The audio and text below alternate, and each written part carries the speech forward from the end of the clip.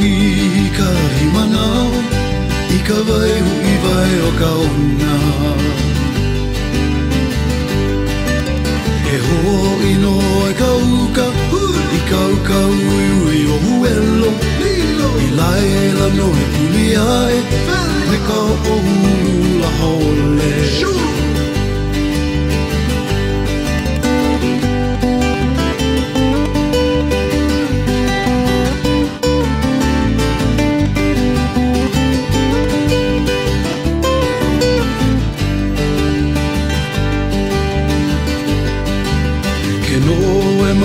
Kaua, ki le hune mai la iuka E ho pulu ana I kali La holi po ka wapuhi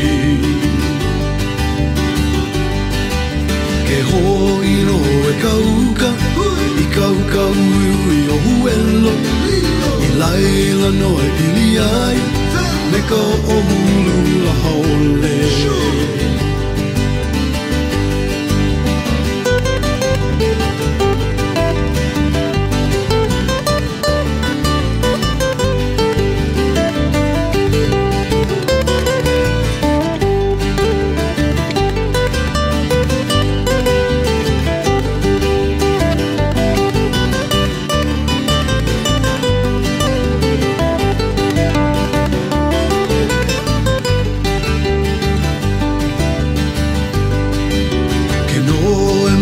Kaua, ki le hune mai la iuka E ho pulu ana I kali La holi po ka wapuhi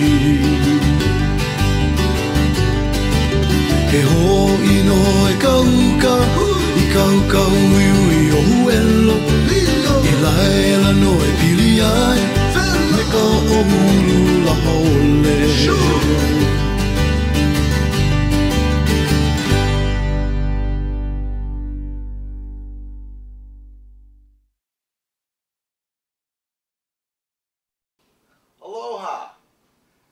To another Mama Presents.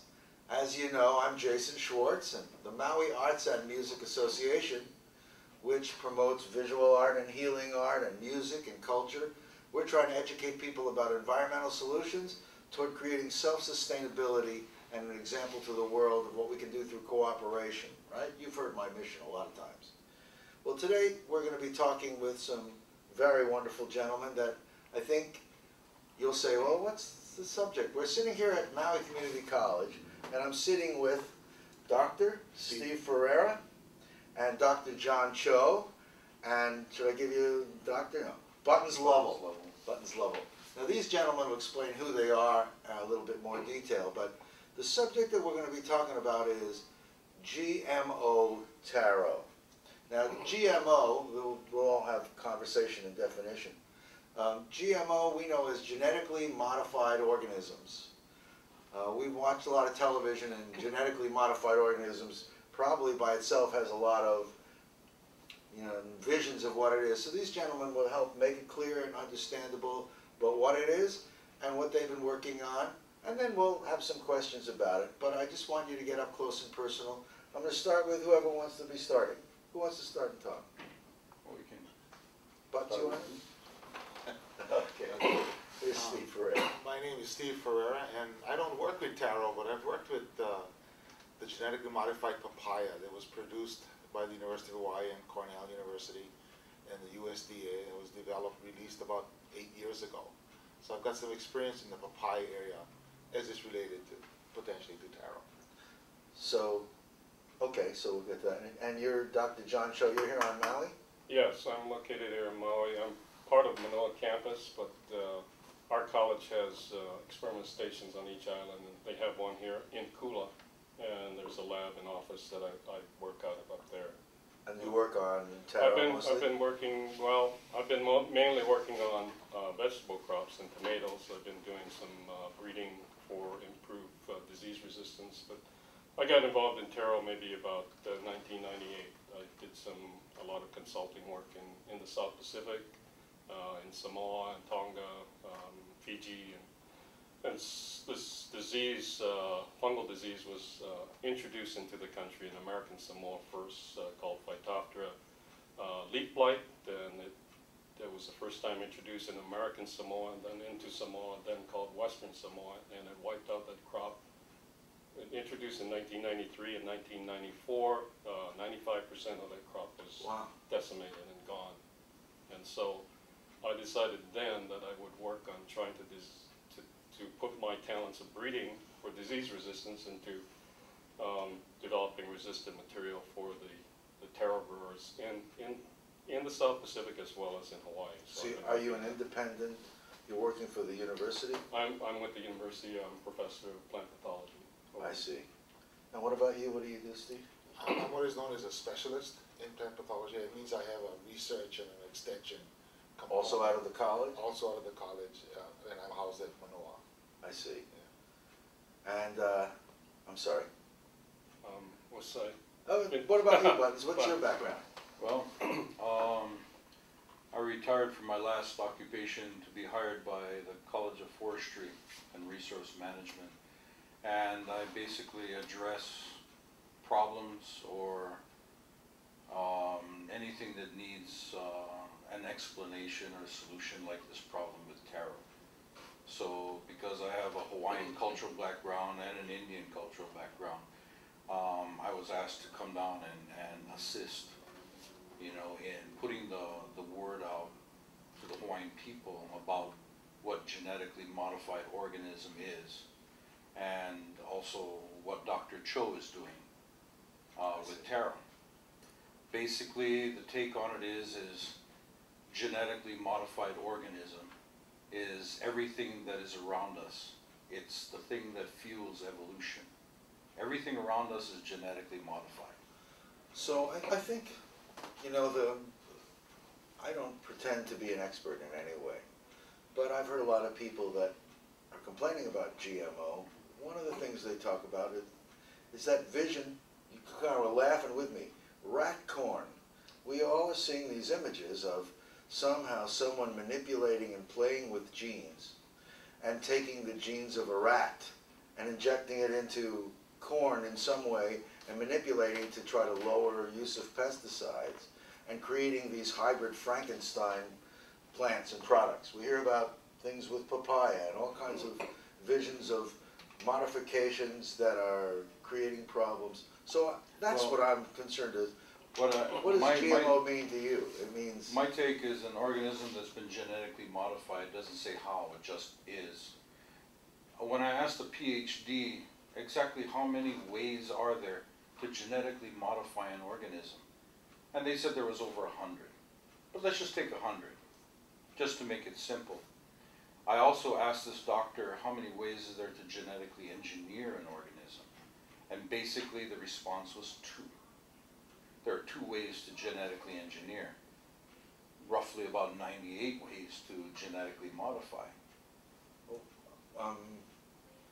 Genetically engineer is, and Steve or Dr. Cho could explain it better, but either by gene gun or chemical splicing, you take a gene from one and you put it into another.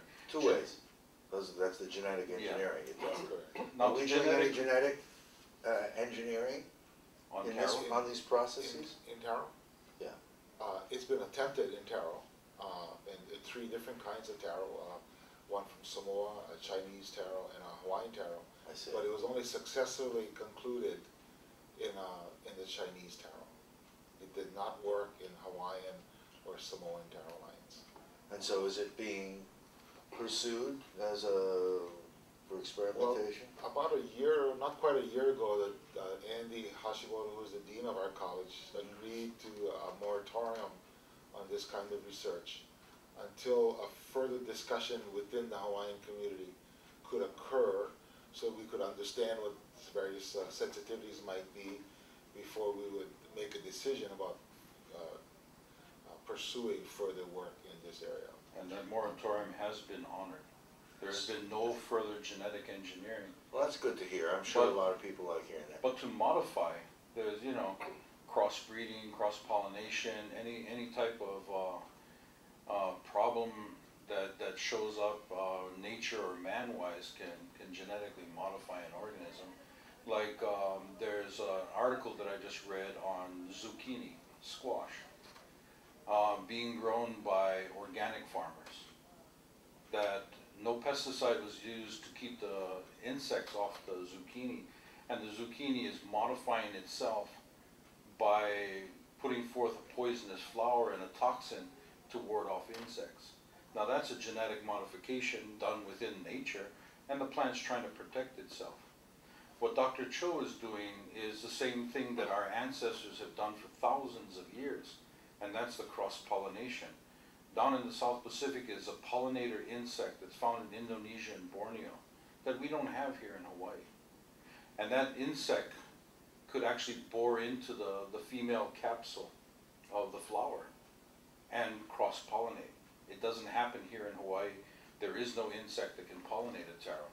So it was man that cross-pollinated to get the different varieties. I see. To take the 6 to 12 to make almost 300 varieties. But out of the 300 varieties, we've already lost 80% of them. Lost. Lost, they're gone, they're extinct. You have to back up. But Okay, sorry. when the Hawaiians first came, they postulated that they brought these different food plants to be planted because they didn't know what to expect when they arrived, wherever they arrived. So they arrived here maybe about 700 AD based on archaeological records, 700, 800 AD coming from the Marquesas first.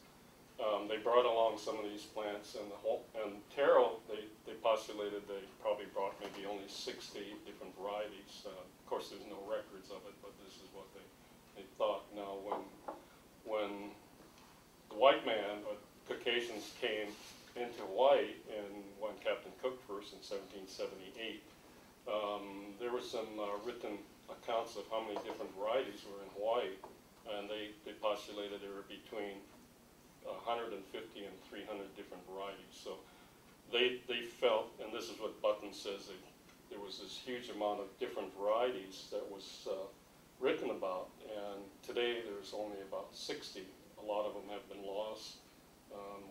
When things changed, taro was not as important. Rice came in, different types of starches took over, it was easier and cheaper to produce. And so that there was a lack of care of the taro varieties. A lot of them were used for many different things, like ceremonial uses for giving for the gods, and that probably changed when the missionaries came.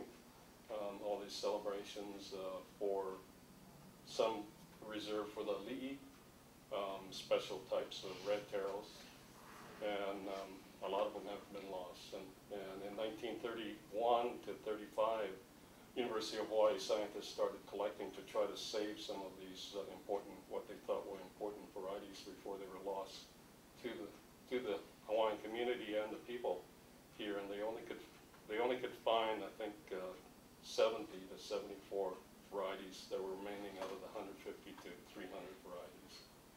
And that collection has been curated by the University of Hawaii for over 70 years today. Wow. So, I'm going to just simplify it. So what I'm hearing so far is the words genetically modified organism may not be technically what the public is understanding as the demon. The demon might be genetically engineered organism, first of all. It might be called GEO instead of GMO, and we'd be closer to at least understanding what is the alarm. That's one. And again, you guys will help me understand better, but that's my first understanding, what I'm hearing. And you have been honoring the moratorium, and another concern the public has, I almost wish you were the Monsanto group from Molokai. We'd have a little more interesting conversation, because people ask me, how can we trust a company that has brought us DDT and Agent Orange, and later tell us all these test results that they found 20 years before, and then say, oops, we really knew, and why there are no tests on things. But you're doing tests. Am I correct that you're not doing it in an open atmosphere to mix with other taro so that things are isolated in a lab condition? That's correct. And the work that's the biggest concern I'm hearing. That is the one. And the initial work that was done with taro was to develop the methodology, the methods for doing genetic engineering in taro. And there was completed is at this point on hold and has been only confined to the laboratory. There's been no release to greenhouses or to the field. So there's been no release of any kind into the environment. So when I hear people talking, for example, papaya, Yeah. I don't know percentage, but I hear this huge percentage of papaya is all genetically modified. What does that mean? What does that mean to you? Well, I think most people are referring to the fact that it's been genetically engineered.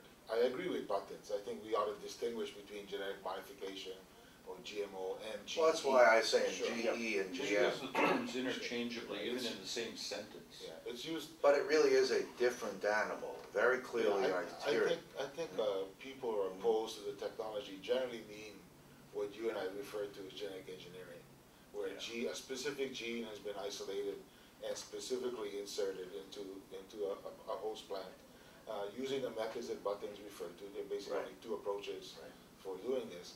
And there are people that have expressed some concerns about this process. But the bottom line is that all of the reservations that have been expressed are speculations about potential problems. There are absolutely no problems. There's no documentation that there are any problems, health, food safety wise, environmental wise, that have resulted from the experience with genetically modified organisms. The concerns are all speculations. And there is a record of testing to see that there are no problems, right?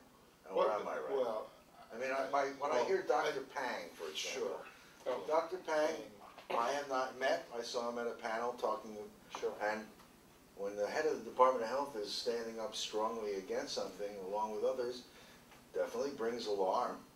Sure. Well, first off, the Taro issue has nothing. It is a genetically modified organism because of cross-pollination. Well, isn't that what Mendel did when they started originally thinking about heredity and all that? That's right. So, I mean, we all know, we've all learned in school, X and Y and all the rest of that. Yeah. But you see, that's what the basic but is. you see the label, the moniker that was put down was genetically modified organism.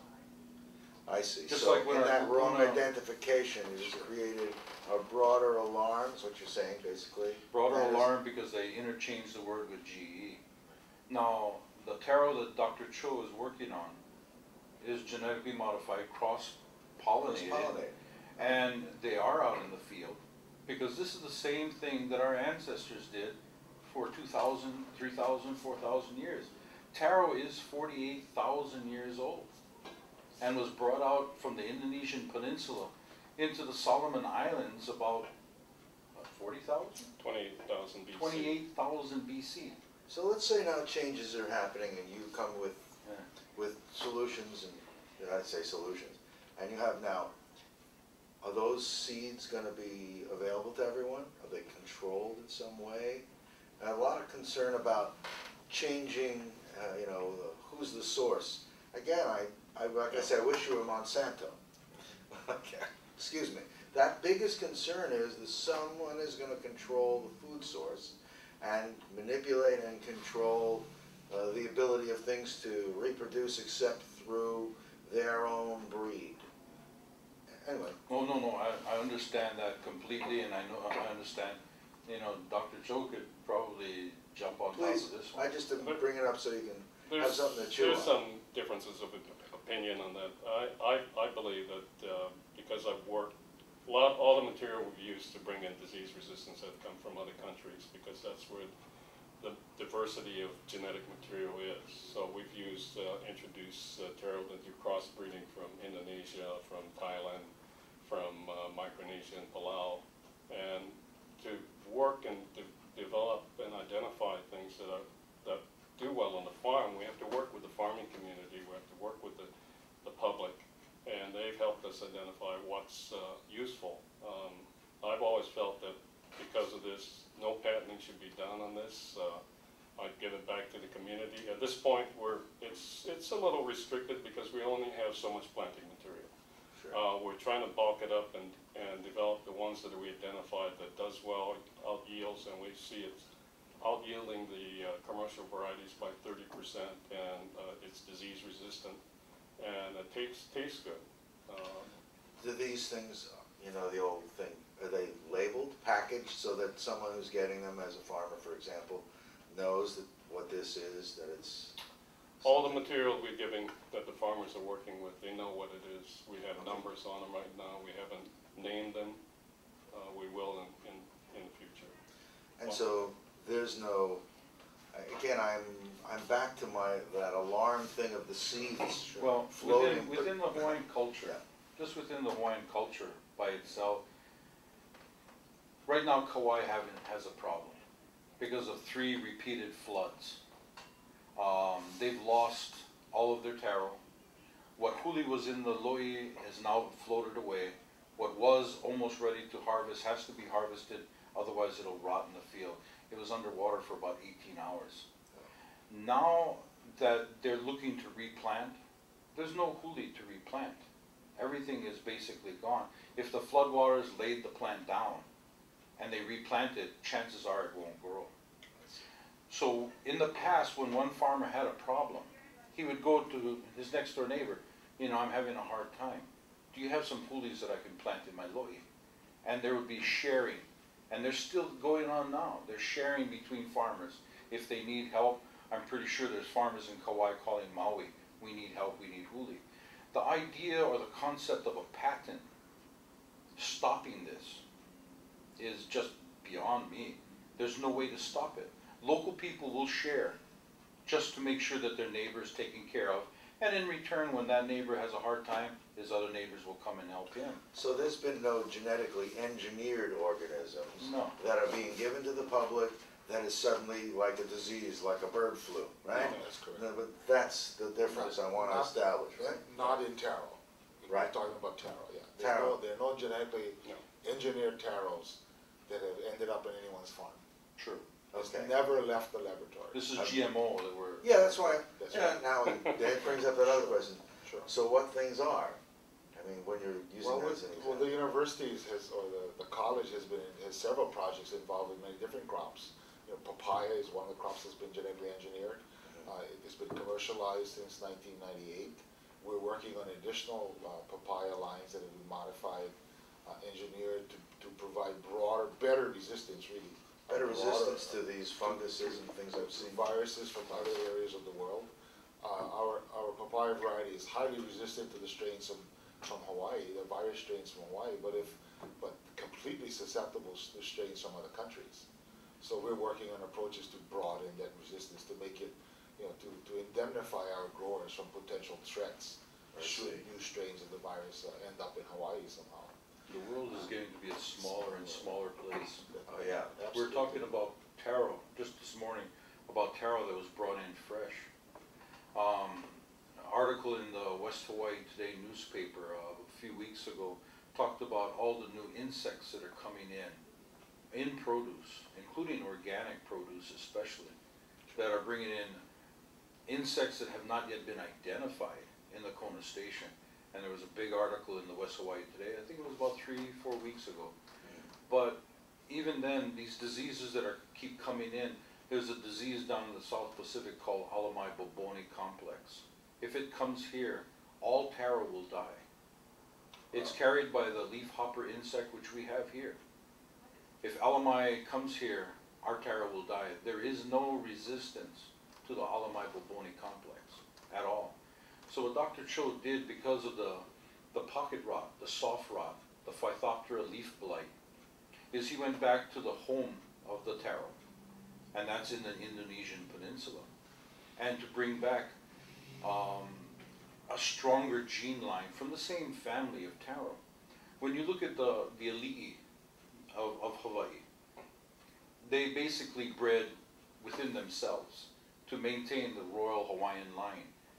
And because there was not too many branches on the tree, and their gene line became thin, when Western diseases came, they were the first to die.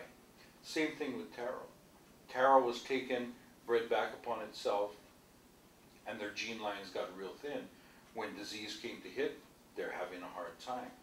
The best thing that Dr. Cho decided to do was to take the parent gene line, to breed it back onto the youngster, or the keiki, and to rebuild this gene.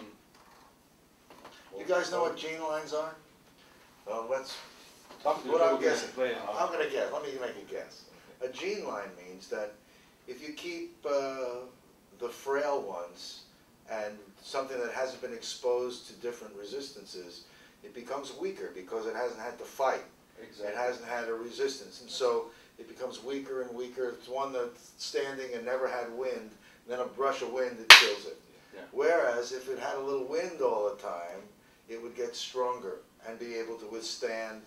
So is that what I'm saying? So here you take the, So Dr. the Joe is parent taking and the strength. child getting together so that there can get to be more strength to resist. Is that what that means? I guess.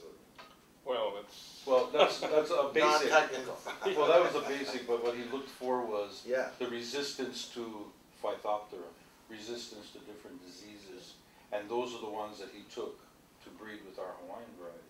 How But do he the explained it Hawaiians better. react to what you're doing? I mean, you've had conversations, I'm sure, all the time. yeah, I've had some conversations. I've given talks at a lot of these, like Taro Festival has one every year. I've given talks there every year except this year in Kauai Taro Festival. And the growers, Hawaiian growers I work with, appreciate it because they can see the difference. The yield increase. They can see the value in this less disease problems and less other problems. They get a bigger crop to take out of the ground.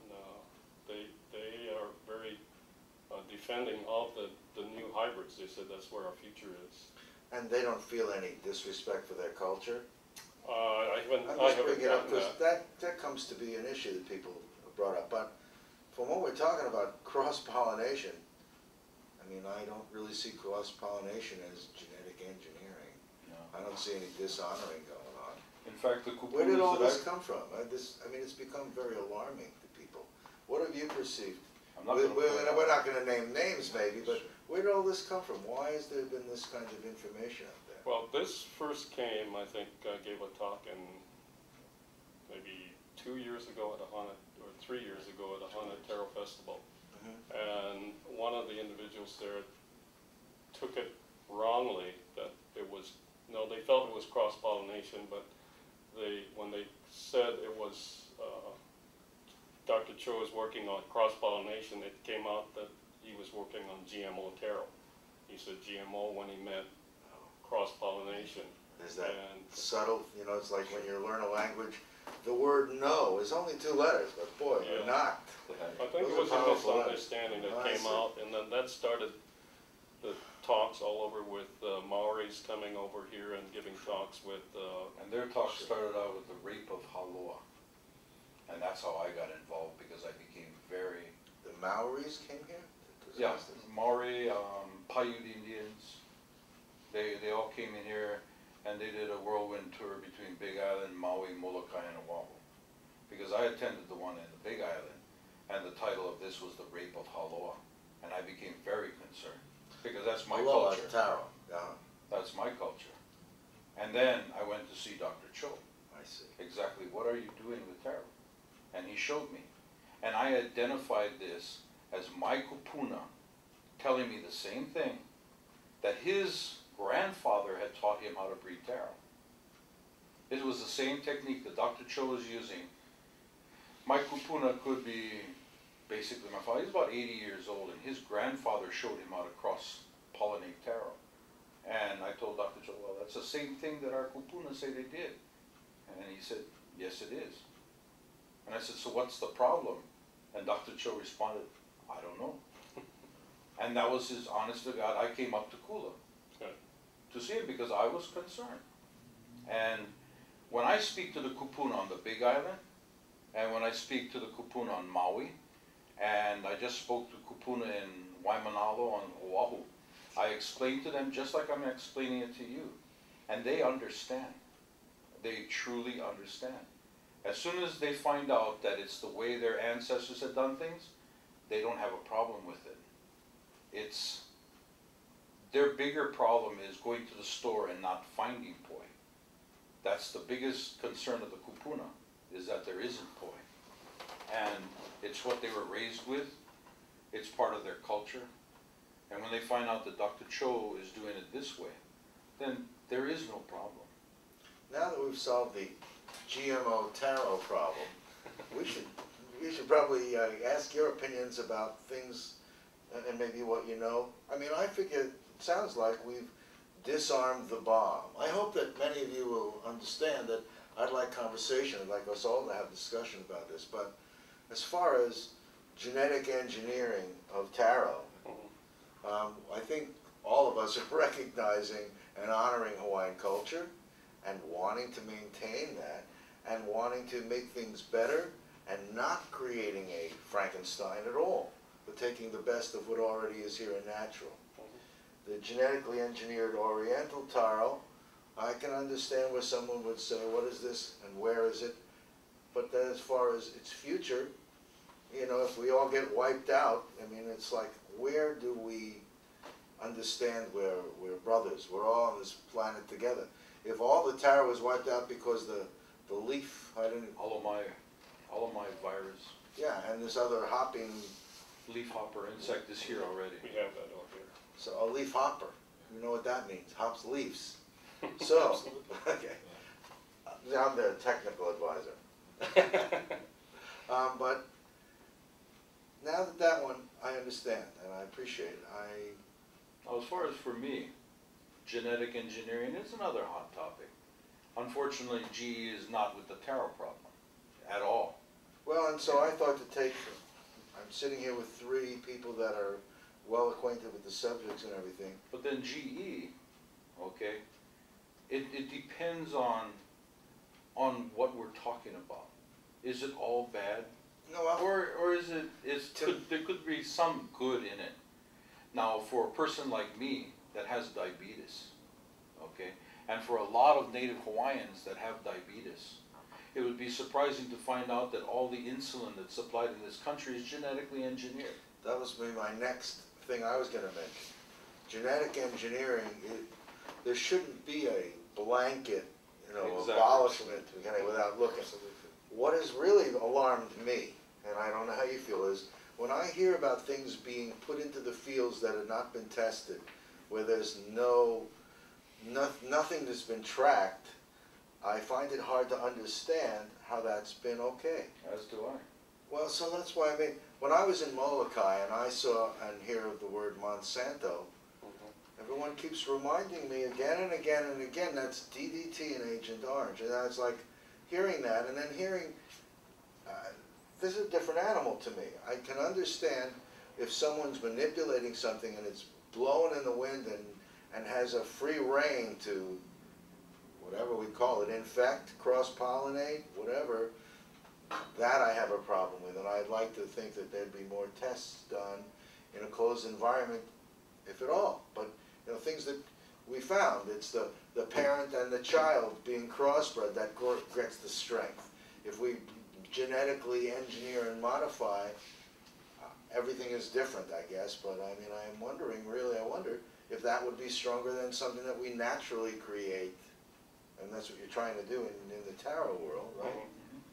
And papaya world needed something different? Sure. What was that? Papaya had a very comparable situation. It was threatened by a virus disease called Papaya Ringspot virus that came very close to wiping out the industry as we know it in Hawaii. Wow. 90% of our papayas are produced in the Big Island, Where I'm from. where Buttons is from, and the virus did not occur in the commercial area until 1992. 3 years later, no one in Puna, in the Kapoho area in Puna, could establish a papaya planting and expect to get a commercial harvest off of it. Wow. It was, in 3 years, it became impossible to grow papayas commercially. That's true. And people were, some people offered all kinds of alternatives. Many of these were looked at. There were no viable alternatives to virus control except for genetic engineering. And in fact, the work had been started years before, anticipating a time when a solution to this problem would be needed on the Big Island, because the virus had occurred on Oahu, and we felt it was only a matter of time before it would show up on the Big Island in the commercial areas. And if we had started the work in 1992 when the virus showed up, We'd have no papayas we would have today. no papayas today. There'd be no solution in place. And it did wipe out all of our crop. It did. I have friends that grow papaya, or used to at that time, and they were wiped out. What about radiation of while we're talking about that, for produce to be exported, it has to be irradiated. Still? For papaya. Well, one alternative is to irradiate papaya. It has to do with controlling fruit fly infestation, so we don't spread fruit flies to California, say, where they're trying to make. Because I had a product, came to me, Sure. thermoacoustic cooler dryer, using the sun to excite a gas in a closed chamber.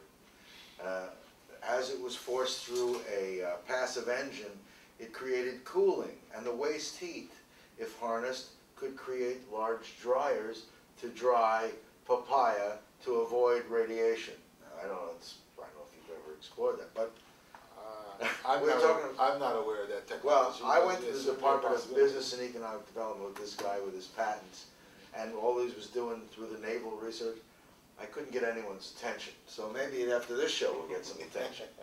But I mean, there was a solution for people who didn't want radiation, where we could grow the crops. And there's an alternative also, which is called vapor heat treatment. We use hot vapor steam, basically, to heat the fruit up, the surface of the fruit, or just under the skin surface where the fruit fly eggs are laid, to kill those eggs so that they can be exported. So that still is available? That's available. Most of the fruit that's produced in Hawaii, that's exported from Hawaii, is subject to the vapor heat treatment. And I was involved in that, and prior to that, it was big, huge vats I'd have to heat up with propane, and to get these big metal racks, so we put the skip of papayas and load it in with a forklift, and that was a pain. Then we went to that vapor steam treatment. I'm liking the fact that I'm hearing that you chose vapor steam over radiation. I think the public really doesn't get a complete Understanding? of what's going on. Sure. It's just like here when we're talking. You sit here with Buttons and John and Steve, Doctor. Just kidding. And we're the fact that there's people involved here. There is not an us and a them, and surely shouldn't be an us and a them, because it's an us, all of us. I hope that the kind of dialogue that we share here can happen at some point with people that are anti. But I felt it important that we talk without an interruption, if you will. And a lot of people may say I'm not asking those good questions. So I'd like them to ask those good questions. I think that's fine. But I would like to think that there's so much information that we all agree on. I always wonder that. When I was running for politics, I don't know if you know, but here on Maui, I ran for council and mayor one time here as the Green Party candidate, and I think people thought green meant somehow a sword to go chopping, and I'm not really looking to see what we disagree on. I'm looking to see what we agree on, and then can from that common base move forward. Because I think that a lot could happen if we all sit in dialogue and really hear each other. There's been so much talk about GMO that before 3 words come out, you guys are, have to avoid the tomatoes. And I don't really, and tomatoes are good, I hope you have good ones. He died. Coming up. I'd like to address the issue that you raised with Monsanto and Agent Orange. Oh, I want to hear. And those kinds of problems. No question there were some problems with the corporation back a number of years in the late 50s, early 60s. Okay. It doesn't mean that those kinds of problems continue to persist. I can understand that people are reluctant or make some assumptions about how bad Monsanto might be. But Monsanto is not the only player in this game. The papayas that were developed have no relationship to Monsanto. We used a piece of their technology in order to engineer the papayas. We needed to use some of the technology that they had developed. They gave that technology to the papaya industry. It was given free at no cost for use in the development of papaya. It took some years for this to occur because we needed to find the right people within Monsanto to speak to. But once we got to the right people, they gave the technology away. And there's no large corporation associated with the development of papayas. It's So we're the first public institution, Cornell and the University of Hawaii, USDA, to develop the genetically modified variety. I'm sorry, a genetically engineered variety of some sort. You know, Okay. we're not, we That's good. we And don't important. like, we don't like to be, I don't like to have us labeled as being part, we're not an arm or a puppet of Monsanto. I like hearing that. How That's much very money you're clear. making off of it? Yeah, Well- and there's been not a penny made by any of us who developed the genetically engineered papaya. Right. You know, there's- Let's go back to what you were saying, because when I think about Monsanto, yeah, there's new regime, and just like, you know, you could use words like Conseco in insurance. Sure. And everyone hears the name, now there's a new Conseco, it's totally new, but still has that name, Right. okay? And that might have been, or the Hawaiians, it was the people that aren't even alive that did all this. Yeah. Don't destroy and fight with this person because they're not Hawaiian. Let's Exactly. let's desensitize this issue. But when I think of the Monsanto issue, I think of corn in a field. I think of this rat gene thing that I told you about. I mean, I've seen a compilation about GMO. I'm really going to revisit this and try to understand it better. And again, get some anti-GMO people on. And then hopefully maybe we can create dialogue and come back and do this again in a cooperative way where we now can maybe move forward. It would be a wonderful thing if without government and without any other involvement that somehow the public could better understand all that's going on and, you know, desensitize this and maybe, you know, create solutions from what appeared to be enemies. In the water problem here on this island, I'll give you a funny thing. I was coming out of a restaurant and someone thought I was somebody else, and they thought it was my building, and then they found I do these TV shows. Oh yeah, I've seen you. This guy is an engineer. He helps develop subdivisions and studies flows of water, and he lives next to Iao Stream, and he said to me, I'm not putting his name out there yet, he said, you know, I measure flow rates, and so when we have a storm and I'm seeing all this water going out to sea, we have this problem with saline in the Iao aquifer. To be easily handled, just reroute this on to an area where it can seep back in. Mm-hmm. How come if we know all these solutions, isn't he mentioning it to someone and having to be acted upon? How come when we have all this greater revenue coming into the county, we're not taking huge chunks of money that's here because of these values and routing them into solutions for other problems? Why aren't we? And I think it's because there's just too much heat around certain subjects.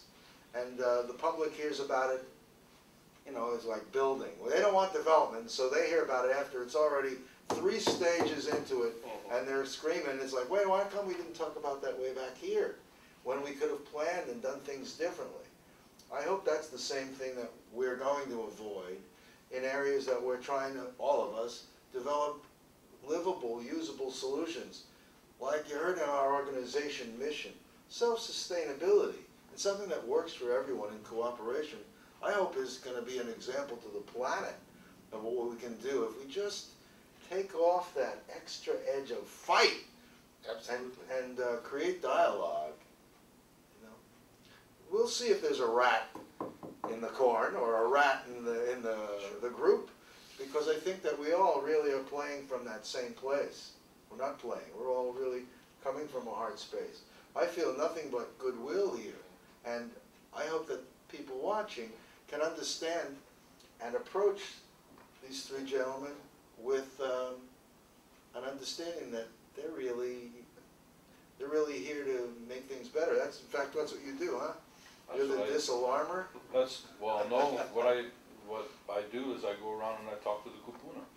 And that's basically what I do. I talk to the kupuna and ask them what their concerns are. And their concern right now is for taro. So I go out and I talk to them about taro. And I bring Dr. Cho and I bring Stephen along and another of the doctors, Anya, and have the people relate directly to the doctors. Do you have a question? Here are the men that can give you the answer. Do you ever videotape and share that with anyone? No, just, yeah, I mean, I should, but I don't have your qualities with the camera. I got a little tiny Sony, but That's what I like to use, tell you the truth. but it's really interesting when the people actually talk to the doctors and get the answers that they're looking for directly instead of going to somebody and getting misinformation. Isn't that what we're trying to do here? That's what we're trying to do here. Hopefully. So I commend you for being here with me. Yeah, So- and one final comment is from my perspective. Yeah. You talked about sustainability, and I think all of us here are very concerned about sustainability. I think one of the largest crimes, so to speak, in this discussion is the polarization around sustainability that's occurring. And to me, that's what I'm about when I talk about genetic engineering. I cannot think of anything more sustainable or more natural than using a gene. We want the same things. We want to reduce pesticide usage. We want to solve problems that don't have straightforward solutions. We want more sustainable solutions to problems. We really want the same things, yet we appear to be on opposite sides of the issue. Right, and I don't think there are sides, That's really. right. You know, I don't feel that. I agree. My biggest concern is that there's some agenda. I don't know what that agenda is. No planned agenda here. I mean, not from you. I mean, I'm not sure. As the attacks are coming, I'm not sure. There's concern that we're going to be manipulated. Right. You know, we watched a lot of science fiction, and I'm sure a lot of it is science fact. And there are lots of things going on in this world, but surely from the group of people we're looking at here, come and meet people. Come and see. That's the purpose of this. When you see Buttons or you see Dr. Cho, John, there we go, Steve. or Steve, say hi. See if you can get a simple answer to what you need.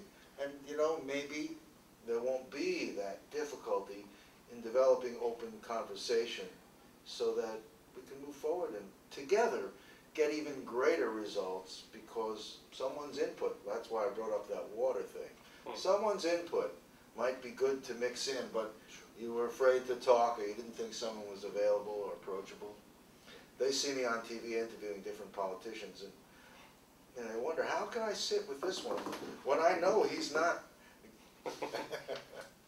That's fun. When they're against biodiversity, the research on taro being done by the University of Hawaii is actually making it more diverse by coming up with new breeds that will live now, you know, with the diseases that we have present. If we can't get rid of the disease, then let's bring up a taro that can resist the disease, that brings more diversity instead of bringing in less diversity. When they hit the newspapers, I say they, and you know, accuse the university, Dr. Cho and Susan Miyasaka, of breeding inferior taro with our food taro. Where is this coming from? Inferior taro? No, Or, where is the accusation coming from? From someone that's doing testing in science? No. And- I can send you the article.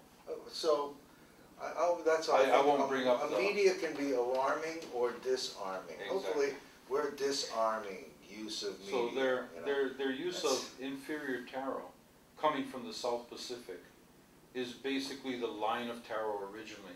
It's like our kupuna looking at their kupuna and saying that they were inferior. This is the same line of kalo from halo out to the Hawaiian varieties. He's not using inferior taro. He's creating biodiversity, and he's not breeding poisonous taro into our food taro. And all of these accusations were brought out by supposedly learned people. People that have degrees. And I don't understand it. You know what biodiversity, do they know what biodiversity is? To have biologically, I mean, from nothing. How are we defined for them? I just want to make sure the public is understanding. We want lots of different things. Right. The more difference. Sure, and it refers to a comment I think Buttons made a while back about the thinning of the line. Okay. Diversity gives you the building blocks to strengthen any line that you're interested in, any crop or crop line that you're interested in. From biodiversity, you have strength. I'm glad to hear that. I don't know if you ever heard of an area in South America called Gaviotis in Colombia.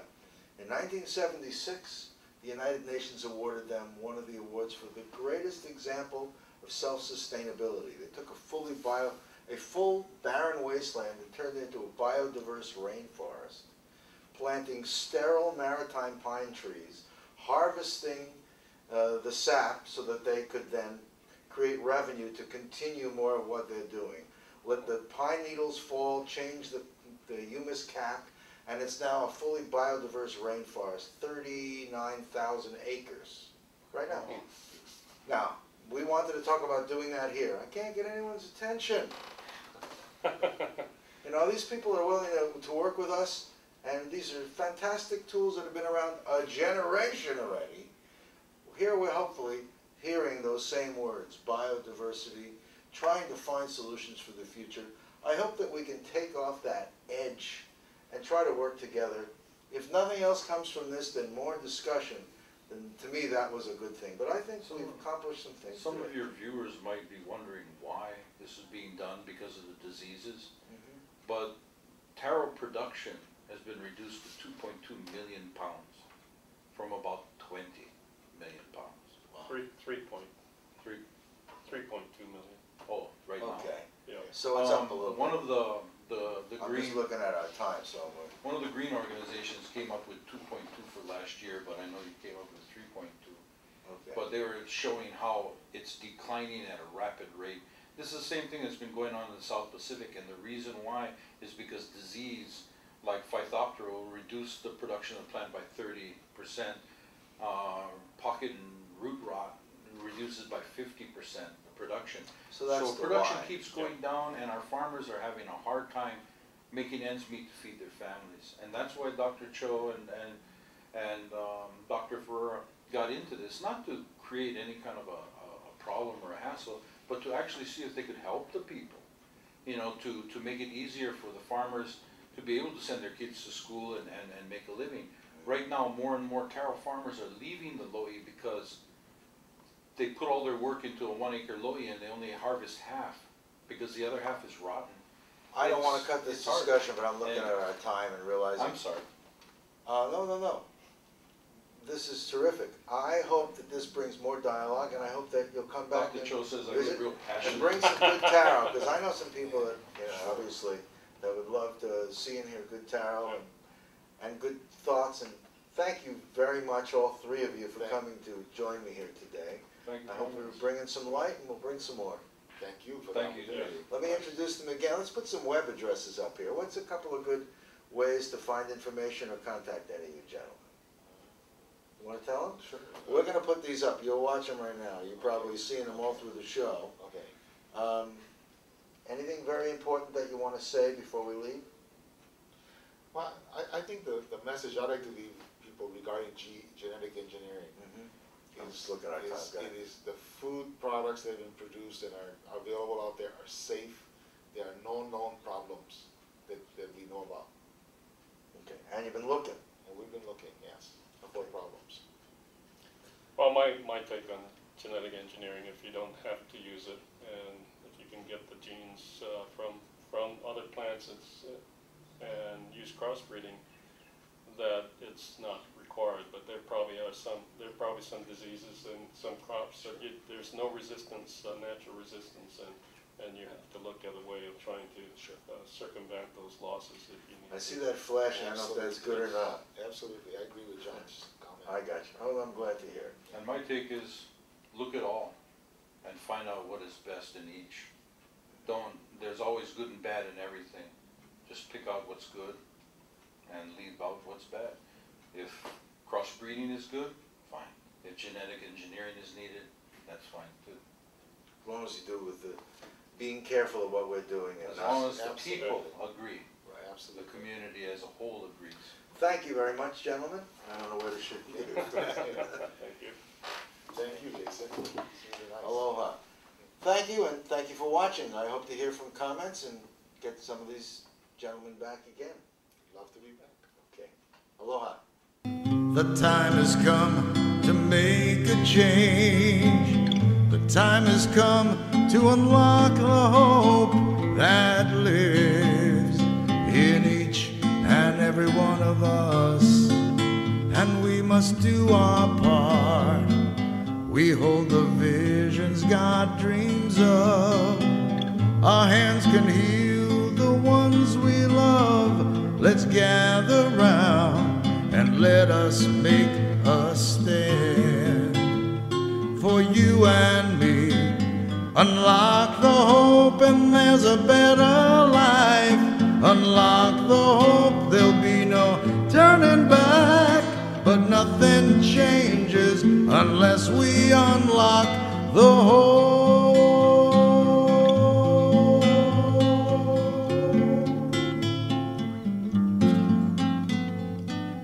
The time has come to make a change.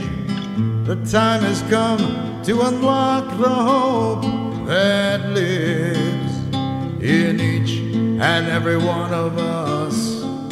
And we must do our part. We hold the visions God dreams of. Our hands can heal the ones we love. Let's gather round and let us make a stand. For you and me, unlock the hope and there's a better life. Unlock the hope, there'll be no turning back. But nothing changes unless we unlock the hope. But nothing changes unless we unlock the hope. But nothing changes.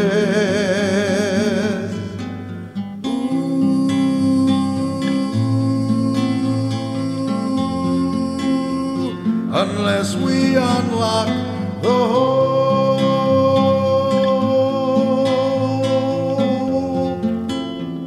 Unless we unlock the hope.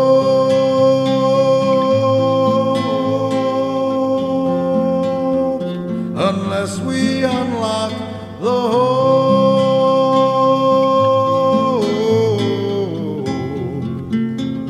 Unless we unlock the hope.